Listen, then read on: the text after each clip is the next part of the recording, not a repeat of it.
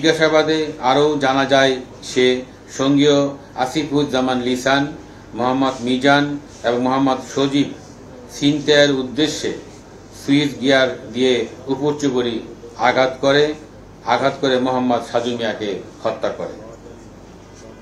তার কাছে থাকা মোবাইলটি তারা ছিনিয়ে নেয় এবং মোবাইল ফোনটি মতিঝিল এলাকার ফুটপাতের এক অজ্ঞাত ব্যবসায়ীর কাছে বিক্রি করে। পরবর্তীতে রুকন মিয়াকে সাথে নিয়ে বিজয়নগরের পানির ট্যাঙ্ক এলাকায় অভিযান পরিচালনা করা হয়। অভিযান পরিচালনা করে হত্যাকাণ্ডে ব্যবহৃত সুইচ গিয়ার উদ্ধার করা হয়।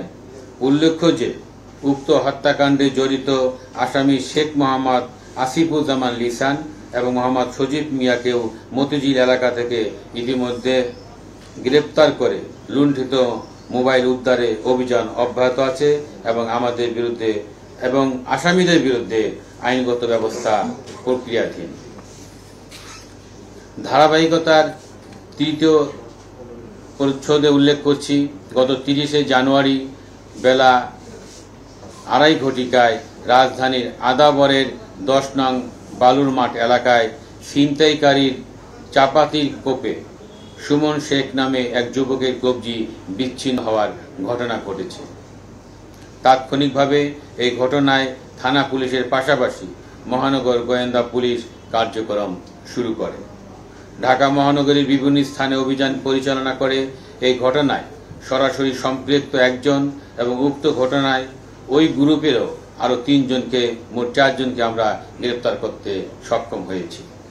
উল্লেখ্য যে ঘটনার সংশ্লিষ্ট গ্রেপ্তারকৃত রাহাত যে সরাসরি সম্পৃক্ত বলে ভিকটিম তাকে শনাক্ত করেছে। এই ঘটনায় অন্যান্য আসামিদের গ্রেপ্তারের অভিযান চলমান রয়েছে। গ্রেপ্তারকৃত অন্যান্য আসামি মোহাম্মদ তরিকুল ইসলাম লিমন, মোহাম্মদ আলমগীর এবং শাহজাহান। ব্রেকফাস্ট, টিফিন কিংবা স্ন্যাক টাইমে মজাদার আয়োজন মানে অল টাইম ব্রেড। আমরা আন্তরিকভাবে চেষ্টা করছি ঢাকা মহানগরী সহ সারা বাংলাদেশে শান্তি শৃঙ্খলা বজায় রাখার জন্য যা যা করণীয় দরকার পুলিশ তা করছে এবং ছিনতাইকারী যারা বিঘ্ন সৃষ্টি করছে তাদেরকে ধরার প্রচেষ্টা, তাদেরকে ধরার জন্য আমাদের ডিবির স্পেশাল টিমগুলো দিন-রাত 24 ঘন্টা কাজ করে যাচ্ছে। তো আমার মনে হয় যে আমরা অচিরেই সুফল পাব। আমাদের যে আইনগত ব্যবস্থা রয়েছে, আমরা যে প্রচেষ্টা চালিয়ে যাচ্ছি, যে আমাদের প্রচেষ্টা যে অব্যাহত রয়েছে, ইনশাল্লাহ আমরা ছিনতাইকারী যারা অন্যায়কারী সবাইকে আমরা আইনের আওতায় আনতে সক্ষম হব।